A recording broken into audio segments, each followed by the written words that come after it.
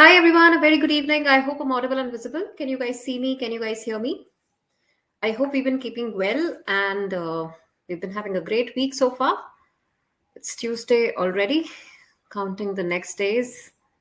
Hope to see them getting better as the week progresses. So today we're going to talk about CAT 2025 VARC basic prep. I'm sure you all must have started your prep. It's almost on the verge to get done with the first month of the year, and November 2025 isn't very far if we talk about a preparation and the journey. As we know that when it comes to reading, when it comes to vocabulary, when it comes to critical reasoning concepts, the time isn't easy to tackle with, because these things need a lot of practice, not just a lot of time to prepare but also a lot of practice, and with practice comes the confidence and the sense of achievability. So that happens only when we have enough time, and also at the same time we're focusing enough on the concepts we're practicing every day. Okay, so today I'm going to run you through some basic preparation techniques for CAT 2025. I'm sure we must have started our preparation, but to give it the first kickoff, it is a time that we start focusing a little more than we've been doing so far, a little more into the practicing, number of hours we've been implementing to these preparation sessions. So let's get started. Let's see what is there in CAT and how do we bell it eventually. Okay, so CAT exam pattern, as you all know, it comprises of three sections: VARC, DI, LR, and quantitative ability. So VARC is all about reading majorly, and if we talk about VA, it is basically the verbal ability, and RC refers to reading comprehension. Okay, but what is important here to understand is the verbal ability part is equally important as reading comprehension is, right? Though it includes only 40% of the paper, but still, since it is all subjective, there won't be any options, and it is a part of the CAT VRC section. It is advised to at least be well prepared when it comes to the Parajumbles, odd man out, or your para completion questions. Okay, of course, reading comprehension is all passage based, so we should be good with our eclectic reading skills, being able to comprehend any and every passage that comes our way, and then, of course, eventually be able to solve the questions given in the back. Okay, DILR and quantitative aptitude. So, when it comes to quant skies, earlier it used to happen that aspirants coming from engineering background would be able to crack the QA part more effectively as compared to the non-engineers. So, CAT conducting body has come up with this new strategy wherein they are implementing tougher questions under the DI section and the LR, because logic, of course, has to be same whether you're coming from engineering or non-engineering background. It falls equally well on both the types of aspirants. But QA, of course, has been lowered down as compared to what we had previously, at least 10 years ago. Okay, so diving deep into the section, specifically time and marks basis, this is what we can see. VARC has 24 questions, 3 marks each. And of course, you'll be penalized if you make a mistake. If you mark an answer incorrectly, you'll be penalized when it comes to the RC section. The verbal ability part, which is totally subjective, it would not be penalizing you. Right, I'll give you further breakdown of these 24 questions. How many questions can we expect for VA and how many questions can we expect for RC? Though majorly what the trend has been seen is 16 questions for RC and good, 8 questions on your VA part, comprising of Parajumbles, para completion, odd man out. Okay, 40 minutes for this section, and when I say 16 questions, there could be 3 to 4 passages. To cover those 3 to 4 questions, 3 to 4 passages along with the VA questions within 40 minutes does test your time management along with accuracy. So we'll be working on both the things. When it comes to DILR, again, you have 22 questions, 3 marks each. They're going to be good sets, caselets, DI sets, which will be given to you. So we should be good, quick with percentages, with fractions, with numbers. And of course, time limitation again banks down to 40 minutes. We have to take care of the time management equally as we do for the accuracy. Quantitative aptitude, again, 22 questions, 3 marks each. Considering the negative marking, be careful of how you answer, 40 minutes again. So total exam, 120 minutes. VARC, 26 questions, not necessarily, it could be 24 as well.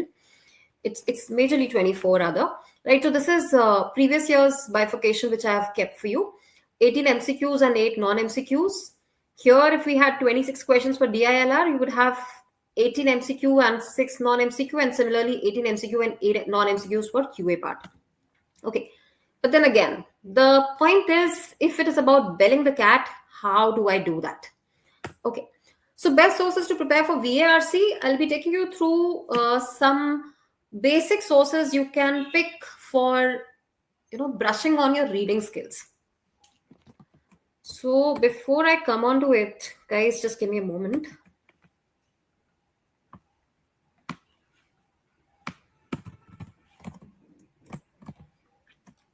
Let's discuss a bit on, what all can we prepare and how to prepare. So best sources to prepare for VARC, of course, there are a few sources I've handpicked for you where you have, things coming from different genres. But why do we have to dive deep into the different genres? That's one of the questions. Okay. So one thing is, we're all aspiring to be an eclectic reader. Okay. We are all trying to be an eclectic reader. Now, what does it mean to be an eclectic reader? We need to read from different genres, whether it's something coming from philosophy or whether it's psychology,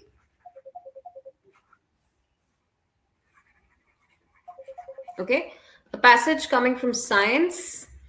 It could be something from your current affairs, right? Your general news. It could be a business passage.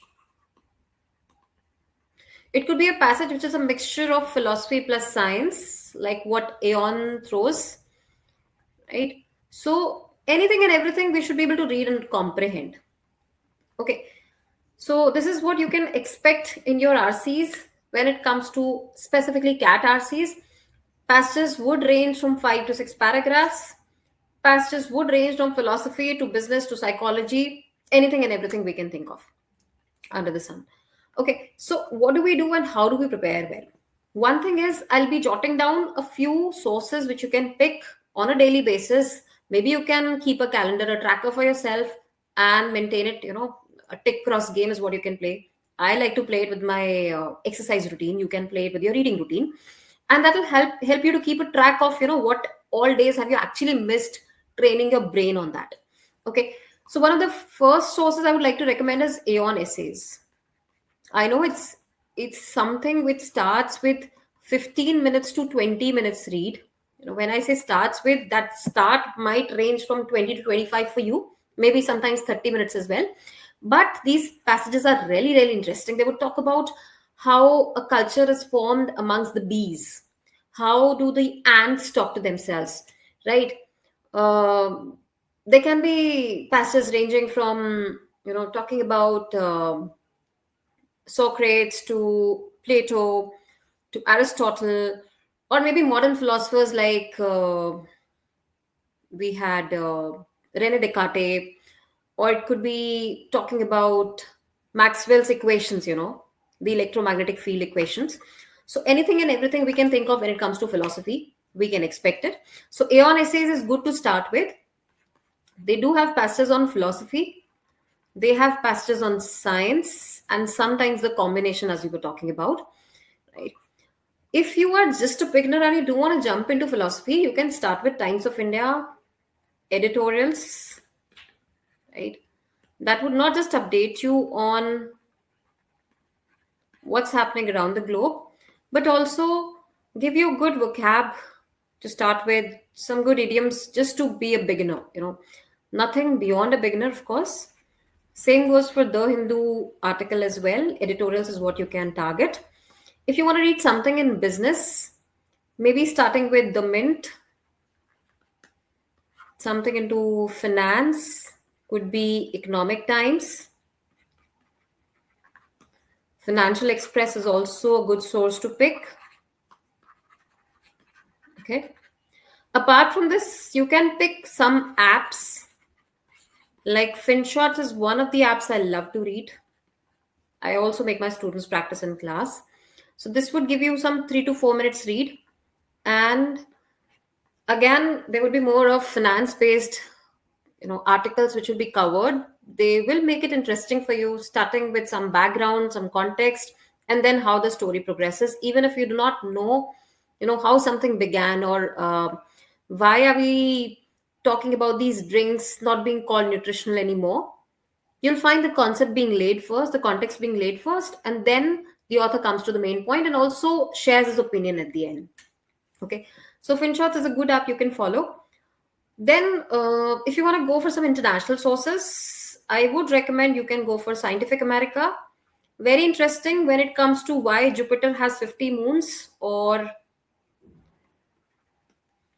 why is a particular moon cooler than the other one, right? Whether it's isotope 15 or 16 that landed on Earth first when it comes to oxygen isotopes. So, such passages is what you can expect from Scientific America. You can also read New York Times, Wall Street Journal, right? The Guardian, or the Tribune is also good to read, right? You can also pick up McKinsey Insights in case you'd want to. So this is all the entire source you can pick, and you do not have to read anything which you do not like. You don't have to push yourself initially. Just try different things and see what works for you. And of course, you can maintain a tracker for yourself, like I have shared with my students earlier. You can just keep a VARC tracker. So like Aeon essays, I'm reading on maybe, so we can keep it on, this could be Monday, Tuesday, Wednesday. This is like Monday, Tuesday, Wednesday, Thursday, Friday, Saturday, Sunday, and so on. So on Monday, I'm reading Aeon. I'm reading it on maybe Wednesday. I'm reading it on Friday. Similarly, you can keep it for Times of India. That can be covered every day. FinShots articles are very small. You can keep it almost for 5 days a week. New York Times, maybe again, you can keep it alternate days, right? So this is how you can keep a tick cross tracker for yourself to maintain the entire report for yourself. What have you read in the entire week for yourself? Okay. Another important thing I wanted to highlight was that RCs, of course, they hold more weightage, 50% or more than 50% weightage in verbal section. So reading is very, very important. It's something we cannot bypass. It's not something we can keep on the hind seat. We have to take it on the driver's seat right now, right? So reading and of course writing at the same time. Why am I emphasizing on writing? Because when you write, you get your focus, brushed up all the more. You understand the difference between a prime purpose of writing something, the prime reason of writing something, or what is there in that particular passage. What is the main idea of the passage, and what is the the reason why the passage has been written. So you understand that, and also once you will be done with your CAT examination, the written examination, you will be forced to write your VAT as well, that is written ability test, your writing ability test, which tests your writing capabilities. And then, when people are done with their CAT in the month of November, they do not get enough time to prepare for the VAT writing sessions. So I always recommend that whatever you read, just make a summary of it in a register. Just keep a note of whatever you're reading. You're also maintaining it somewhere, so that one, if you want to revisit those vocabulary or those idioms, you always have that notebook with you. And two, of course, you brush on your writing skills. Okay. So these were the books I would recommend. If you're just a beginner, you can start with level 1. If you are already across something, you can start with level 2. What I started was, of course, George Orwell, which every aspirant would know, right? So you can start with George Orwell's Animal Farm. That's one of the classics which everyone loves to read. And then 1984, which talks about the entire dystopian world. When I talk about dystopia, it's basically the sad side of US economic situation. And this book was written in the year 1948 by George Orwell. Interestingly, this book talks about the financial situation, the economic state of US by the time it's going to be 1984. And interestingly, the situation was exactly the same, pretty much similar to what he had, hypothesized in the book 1984. So good books to start with, not very heavy when it comes to the number of pages. You can complete them within a week, right? Even if you read, say, 15 minutes a day and completing at least 20 pages a day, I think you should be able to complete it. I would target as a beginner 50 pages a day. And I'm sure since it's just January, we have enough time. We should devote that time to reading primarily. Okay, so these are the sources. I've already talked about most of them. National Geographic, if you like to read about animals, plants, flora, fauna, good to pick up. The Hindu, more about editorials. Guardian, Tribune, again, goes parallelly. McKinsey Insights, World Economic Forum, and Atlantic. Pick whatever you feel like. I would not force you to pick only a particular genre. I would want you to be an eclectic reader, so better that we pick anything and everything we can think of for now. Okay, and then of course, maintain a tracker for yourself. Okay, let's start with a passage now. It's a very interesting passage, guys. I'll give you 1 quick minute to let me know if you're done reading with this paragraph. There are numbers mentioned here that just for you to understand this is the line number, and there are multiples of 5 so that it becomes easy for us to figure out which point of the paragraph are we referring to when it comes to solving the questions. So I'll give you 20 seconds for this particular paragraph. Read it quickly, and then we move ahead to another one.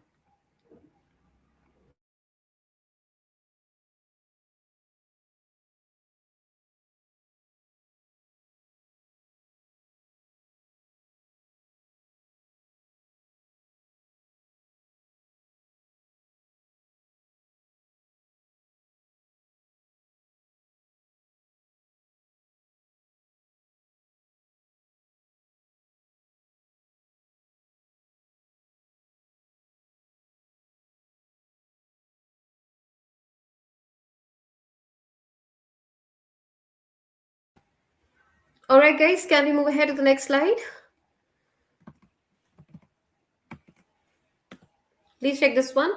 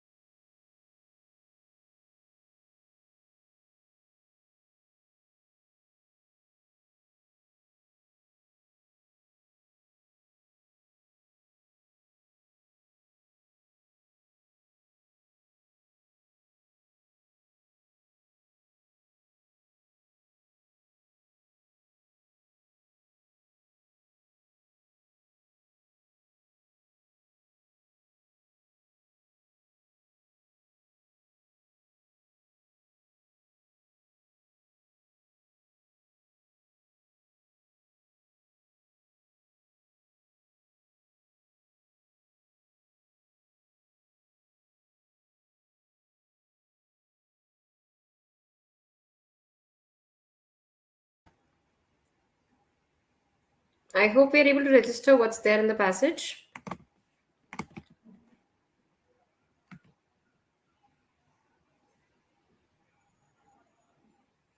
It's quite a big passage. We do have passage B to it.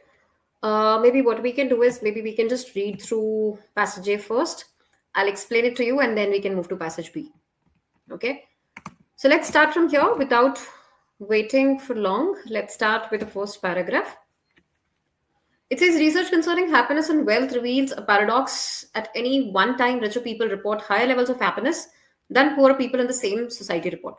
So this kind of gives us a ratio between the, not exact ratio per se, but does initiate a context for the happiness index when it comes to rich people and happiness. How do the two things relate?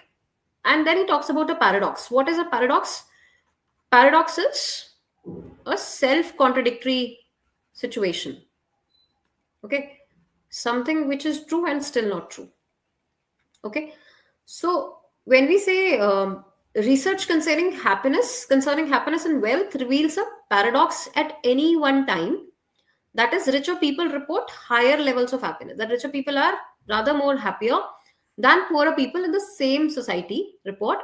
And yet, over time, advanced societies have got not grown happier as they have grown richer. Right? So, advanced societies like the upper class of the society we talk about, they have grown richer, they are wealthier, they're richer, but they are not happier. Again, there is a difference between wealth and being rich, being wealthy and being rich, but let's just consider wealthy or richer here, same as per the passage. And then he's saying they're not still happy.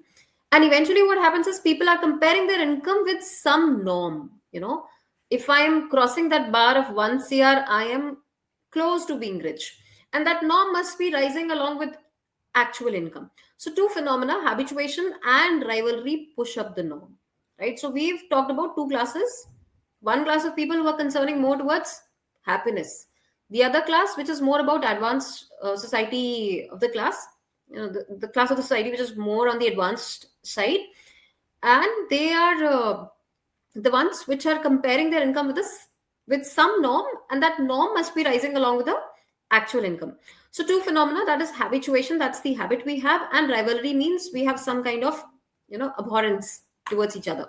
So when our living standards increase, we love it initially, but when we adjust and it makes little difference, then we do not like it.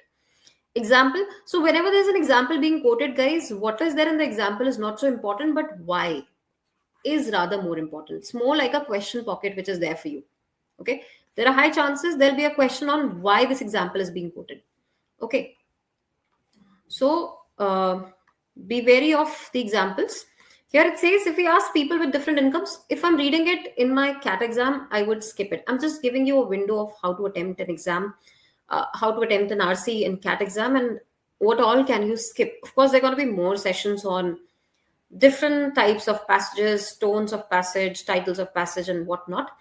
But for now, just to introduce you to the idea, we do have lengthy passages in CAT. This is still a simpler version of what you can expect.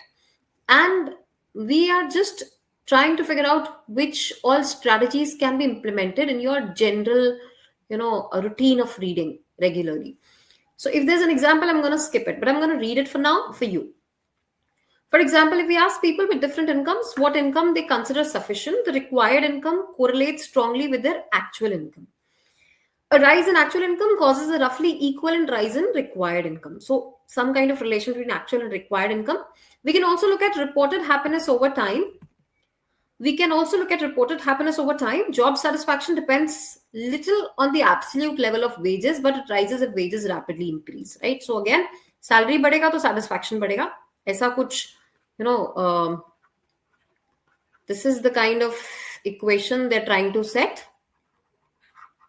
right? And then it says, we do not have the same experience with other aspects of our lives. We do not foresee how we adjust to material possessions. So we overinvest in acquiring them at the expense of leisure. Okay. So we do not spend time with the loved ones. We do not spend time in, better things, which could have been maybe a travel, maybe a cup of coffee with our friends, but we just invest our time running behind, that so-called materialistic position. So we do not see how we adjust to material possessions. So we overinvest in acquiring them. We do not even know that how much of that, the things we bought, maybe a luxurious home, maybe a luxurious car, am I actually getting that time to spend, with my family in that luxurious home which I bought? I do not know. So maybe I'm just overinvesting in that, in acquiring it. My entire life is going out and spending, in just trying to fill in the little pockets of EMI, which is actually a huge amount.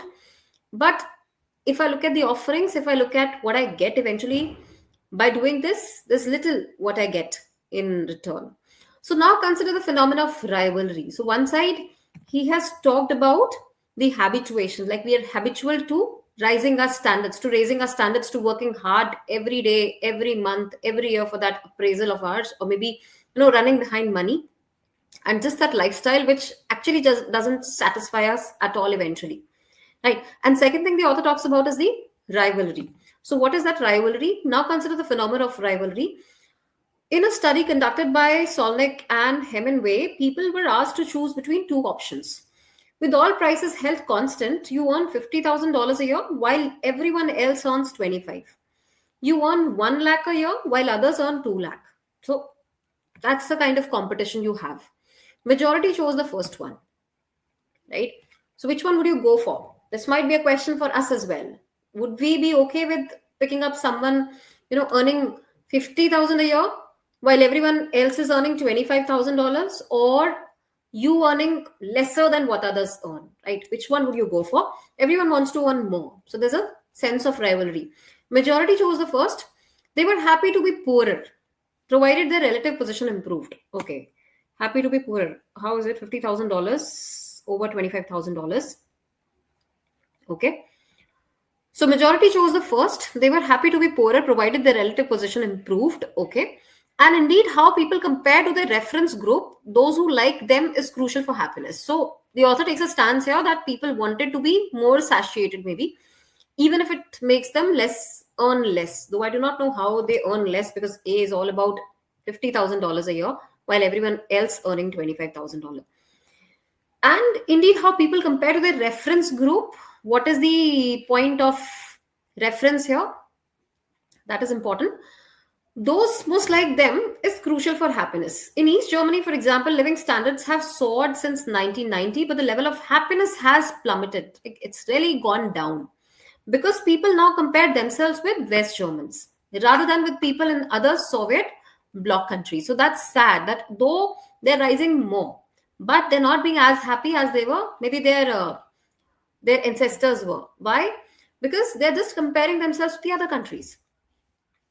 Now this is passage B. Maybe we can keep reading. Maybe I'll give you 2 seconds to look at it if you want to. Maybe 10 seconds. 2 would be too less. Okay.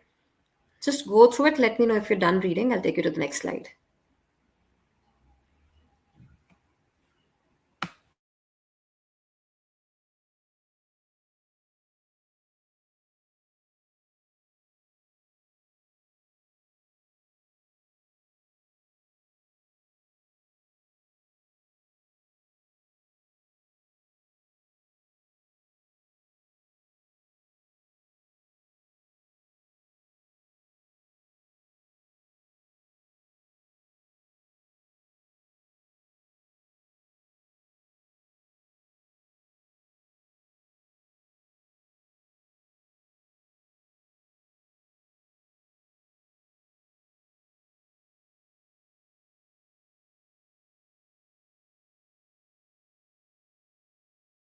I hope we're done with this.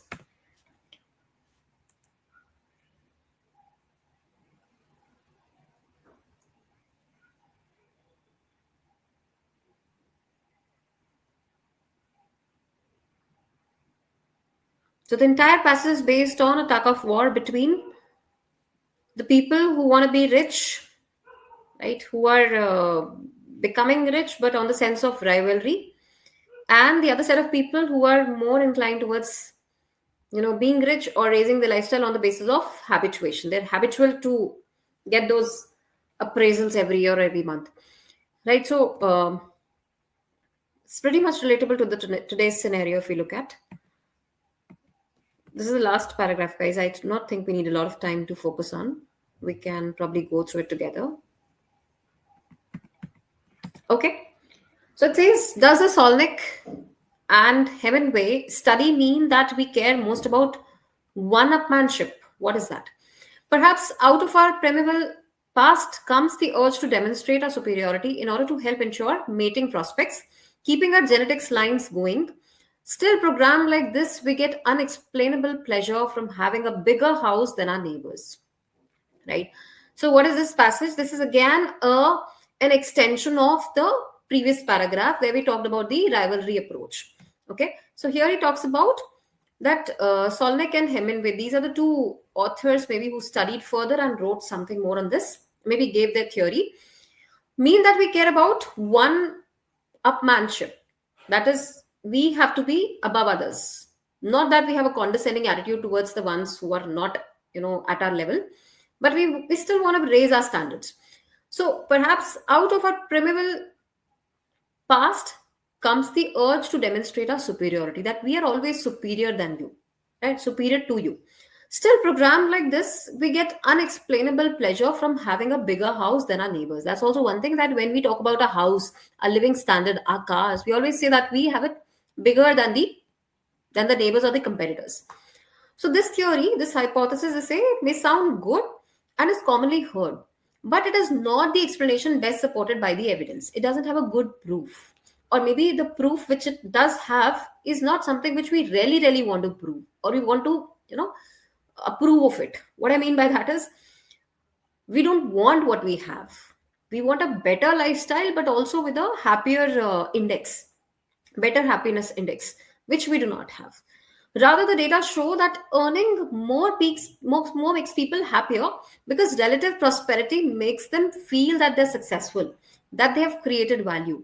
Nowadays, you might have seen Instagram always stuffed with those influencers talking about alpha women, the alpha guy who's trying to achieve the maximum he or she can by not just working on one project, but multiple projects, hustling around, taking some part-time initiatives for them to not just to fill in their pockets, but to achieve the so-called dreams for which they invest in more than their health would allow, right? But they're still doing it. They're still doing it because the entire society is building up such a picture for us to be those hustlers. So rather, the data show that earning more makes people happier because relative prosperity makes them feel that they are successful. Now, there's a very important term, that is relativity, right? Till now, we just know the theory of relativity, wherein we talk about theory of time, right? Something at t minus 1 and something that t minus 2 seems to be from different, point of consideration. So here it's about relative prosperity, right? How prosperous am I as compared to my neighbor, right? Or how prosperous is my cousin as compared to me? So rather, the data show that earning more makes people happier because relative prosperity makes them feel that they're successful. They're always comparing themselves to somebody, to their kins, right? That they have created value, and that sense that they are more than the other person gives them that feeling of achievement, success, that they've created some value. If two people feel equally successful, they'll be equally happy even if their incomes differ greatly. That's the other side of it. In continuation of what is going on, it says that this theory may sound good and is commonly heard, but it's not the explanation best supported by the evidence. So the moment the author says that this might be a good theory, but it's not best supported, so there should come a reason why is it not best supported. And that is what it says, that data shows that earning more makes people happier because relative prosperity makes them feel that they're successful. And if two people feel equally successful, they'll be equally happy, even if their incomes differ greatly, right? So if they feel equally successful, as in, somebody who feels successful, that he's gained a lot of knowledge and that's why he feels I'm very successful. Though my package isn't touching my friends, but I'm more intelligent as for me, or I have a better IQ, I have better understanding of my concepts. I've studied more. Maybe I'm able to grasp a subject knowledge for a particular subject. I'm an SME, I'm a subject matter expert for a particular subject, and a better SME as compared to one of my friends, right? So this gives me a feeling of achievement, a feeling of success, though it might differ comparatively, like it might have a lot of difference, a huge difference when it comes to the income. Of course, people who earn more generally view themselves as successful, but it is the success, not the money per se, that provides the happiness, right? It is about the parameters we've defined for success. Whom do we call successful? Right? We use material wealth to show not just that we are prosperous, but that we are prosperous because we create value. So where is that value creation coming from? That is what makes us successful. If it lies on the money we are earning, on the the amount of salary we are being paid, then that is one of the parameters for creating value for us, and that is what defines success for us. For another person, it might be the number of books one has read. For another person, it might be the number of places he's been to, right? So prosperity and the value creation factors would vary from person to person. That's what the paragraph talks about indirectly. And that's why the author says that this theory may sound good and is commonly heard, but it is not the explanation best supported by the evidence, right? It's not always the package that holds, that this person is more successful than the other. That's what it opened up. The paragraph opened up. Out of primeval past comes the urge to demonstrate our superiority in order to help ensure mating prospects, keeping our genetic lines going. Still programmed like this, we get unexplainable pressure from having a bigger house than our neighbors. Right? Bigger house, bigger salary. But that's not always the truth. The truth. That's what the paragraph also talks about. What scholars often portray as an ignoble tendency is wanting to have more than others, right? That is also one thing. It's a beautiful paragraph because it talks about the paradox that we have enough and we still want more. So, wanting to have more than others, because it's always a comparison going on, it's always a relative prosperity we're talking about here, is generally evidence of a desire to create value, right? So, wanting to have more than others is really a proof of a desire to create value. Now, that creation, the value creation we're talking about, is not just in terms of making money, right? It could be more in terms of knowledge, it could be more in terms of kids, it could be more in terms of the calories I shed, the fitter I get. So that value creation parameters might vary from person to person. Wanting to create value benefits society, it is a bonus that it also brings happiness. So what it eventually achieves is happiness. That is not the prime goal, but that's an effect of something we're achieving, right? That's not the end goal, but that's a not a consequence but a benefit we get out of it. The happiness is eventually what we get eventually, like a bonus. Okay, so we've gone through the entire passage, guys. What I always recommend my students, and of course for you guys who are just starting the preparation, I would want you guys to please summarize this passage for me and also try to figure out the tone. Better if you can figure out the GST, that is the general idea, the structure and tone of the entire passage. I'll give you 30 seconds to look for it. And also, in case you want me to take you back through the paragraphs, I'm more than happy to take you there.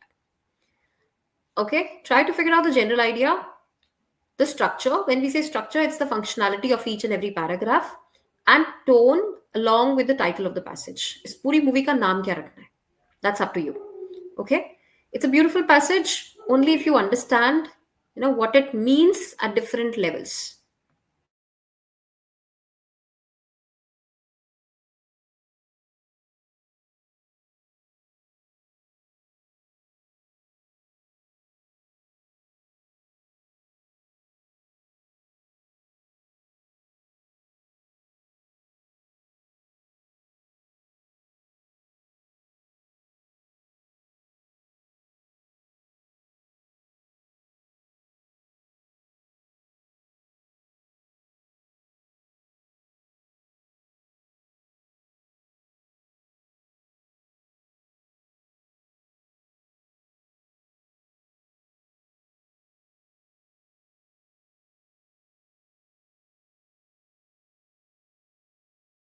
Can I have your answers, please, guys? What's a general idea here? What did we start with? We're talking about the index between happiness and being wealthy. Okay, that paradox is what we're trying to solve. And then we bifurcated the two phenomena, that is based on habituation and rivalry.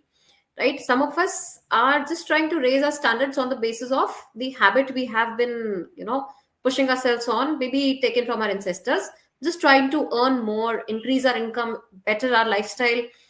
That's what the passage talks about. Job satisfaction never happens, or the more the wages, the better the job satisfaction is. Right. So eventually it never happens. And the second set of people the author talks about is the rivalry. In a study conducted by Solnick and Hemingway, people were asked to choose between the two options, and they chose the one wherein they would want to be happy. They were happy to be poorer provided their relative position improved. They wanted to be happy, but they were choosing that option only when they were given an assurity that we'll have a better lifestyle, we'll have a better maybe more source of income other than this. So relative position improved is still a blanket thing here, but it's there. And indeed, how people compare to the reference group, those most like them, is crucial for happiness. So in East Germany, for example, living standards have soared. They've increased since 1990, but the level of happiness has just gone down. So that's one of the paradoxes we get to see, that though the living standards increase, they've increased since 1990, they should have been happier. But contradictorily, their happiness index went down. So that shows that people were not happy. And then this paragraph talks about unexplainable reasons why this theory of being able to attain more, achieve more, earn more should give you more happiness, but it does not.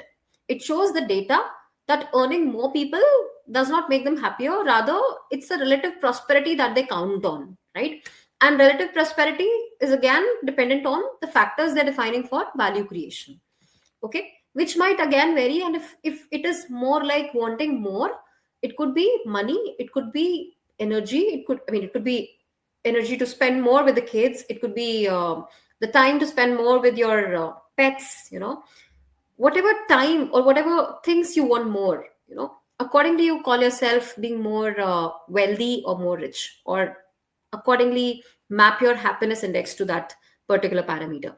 Okay, so now let's have a look at the question. So this is a good question because it talks about the comparison. Both passages are primarily concerned with explaining which one of the following. So we're talking about passage A and passage B. I'll quickly show you what is passage A here. So this is where passage A starts, right? The entire paragraph goes on till here, and this is what passage B says. One talks about the paradox. B further bellows down on the same, trying to give us more reasons why people are not happy even with the parameters they've defined. Okay, so look at the options. The human desire to create value, relationship between income and happiness, biological basis of people's attitudes towards wealth, human prosperity or propensity to become habituated to wealth, or is it concept of required income? Look at the options. Tell me if you're able to figure out the answers. If not, I will be helping you out. But before that, I would want you guys to try it on your own first.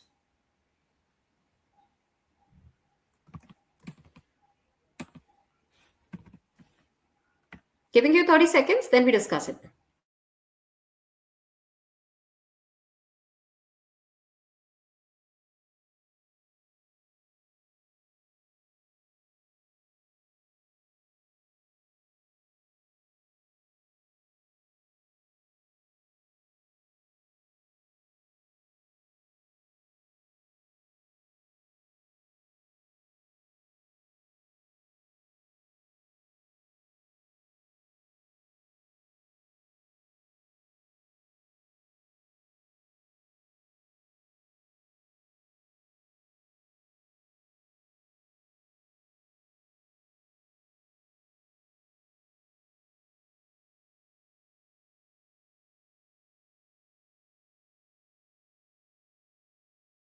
All right.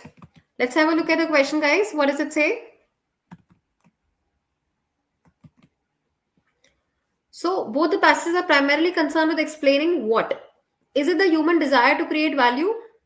It's not just human desire to create value. That's what the second paragraph talks about. And also, it further dives into what is that value creation? What is that parameter for it, right? So, of course, A is out of question because it's a very general statement made here. E says concept of required income. So required income, the second paragraph doesn't talk about income. It just talks about those factors that could vary from person to person. Human propensity, the chances to become habituated to wealth, that's one portion of the first paragraph.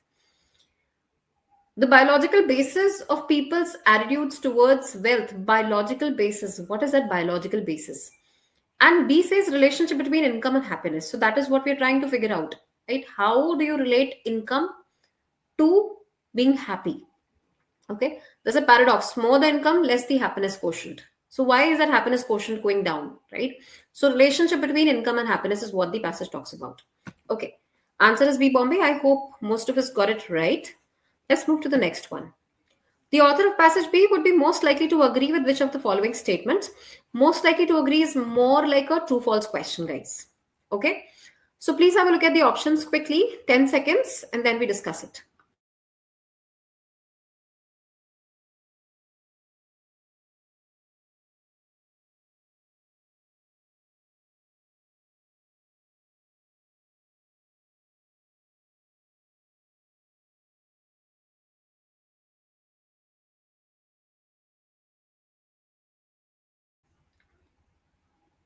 Are we done? I hope it's not a very tough question, guys. Author of passage B most likely agrees with what? Okay, so when I'm talking about passage B, I just have to focus on passage B. I don't care about what is given in passage A with respect to the options. Okay, so it says desire to demonstrate that one is wealthier than others is a remnant. It's like something that remains of human beings' primeval past. Demonstrate that one is wealthier. We're not trying to demonstrate that. Very few people would be willing to accept a lower standard of living in return for greater relative wealth कि उनको wealth ज़्यादा मिल जाएगा तो standard of living उतना ना मिले. अब ये भी बहुत vague statement हो जाएगा because we do not know what is wealth for those people. That parameters is not defined, right? C says being wealthier than other people would not make one happier if one believed that one's wealth was due merely to luck. Okay, so if we look at this particular paragraph, what is that one manship? It's talking about one up manship. And then perhaps out of the primeval past comes the urge to demonstrate our superiority in order to help ensure mating prospects, keeping our genetic lines going. Still programmed like this, we get an unexplained pleasure from having a bigger house than our neighbors, right? So this last sentence also shows that we are comparing being wealthy to that bigger house we've achieved or we've constructed for ourselves, right? This theory may sound good and is commonly heard, but it's not the explanation that best supports the evidence, right? Rather, the data shows that earning more makes people happier because relative prosperity makes them feel so, right? But then it's not about just wealth creation itself. So now if we look at the option C, being wealthier than other people would not make one happier if one believed that one's health was due merely to luck. Like they want that, what value did they create? Right? That is what they're looking for. So it is not just the money they want, but they also want to see the reason. Like this is the amount of effort I've put in, and that's why I have been able to achieve this much in my life. Right? So value creation is what is coming into picture here. Okay, the value they create. D says gradual increases in employees' wages do not increase their job satisfaction. What about this particular option, guys? Does passage B talk about job satisfaction? Where did we talk about job satisfaction here? We did refer to some sort of satisfaction in the previous paragraph, right? We were talking about job satisfaction in passage A. Job satisfaction depends little on absolute level of wages, but rises if wages rapidly increase. So it's directly proportional to the wages we talked about. Okay, so good reason to eliminate D as well. E says overall level of happiness in a society usually increases as the society becomes wealthier. So it's not about the community, transition we are talking about, that the community altogether becomes happy because of it. It's the individual level of happiness we are trying to monitor, and that through on the basis of happiness quotient. So E and D can be eliminated. C Calcutta, because it talks about the value creation indirectly by stating that being wealthier than other people would not make one happier if one believed that one's wealth was due to merely luck, that he just got lucky. He doesn't want to hear that. He wants to know that I've put in efforts, I've created this particular value, and that's why I am able to achieve this in my life. Okay, question number 3. It is a local question, guys. This is from a particular paragraph, like line number 24. So I'll take you here. This is where the question is coming from. Let's read the question very quickly. It says the author of passage B would be most likely to regard the conclusion that SNH study points to the existence of a phenomena of rivalry. Okay. So what is that phenomena of rivalry? That is what the question is. Please look at the concept once. It is just these 2-3 lines you got to read, maybe last paragraph too. Let me know once you're done, and then we'll discuss it very quickly.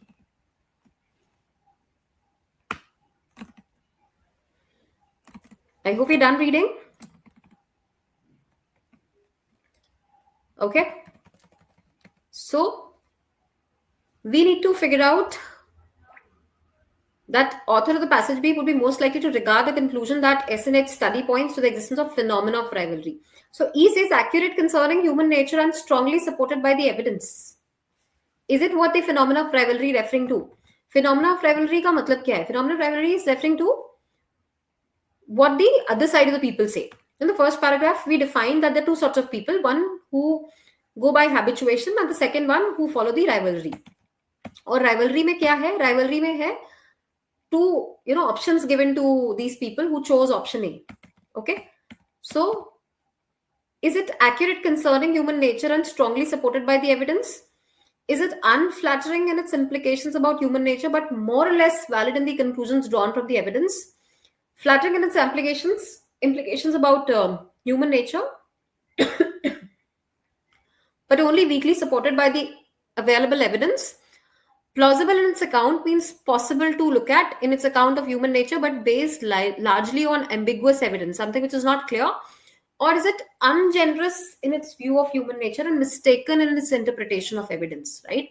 So this is a correct answer. We have ungenerous in its view of nature, मतलब वो लोग जो समझ नहीं पा रहे हैं कि हमें क्यों पैसा चाहिए या why do we want to earn more, right? Why do I want my wage to be more? So this is referring to phenomena of rivalry here. In a study conducted by SNH, people were asked to choose one option and they chose the first one. That is, provided their relative position improved. They were thinking that their position would improve if they chose one. They didn't want to be poorer as compared to the neighbors, right?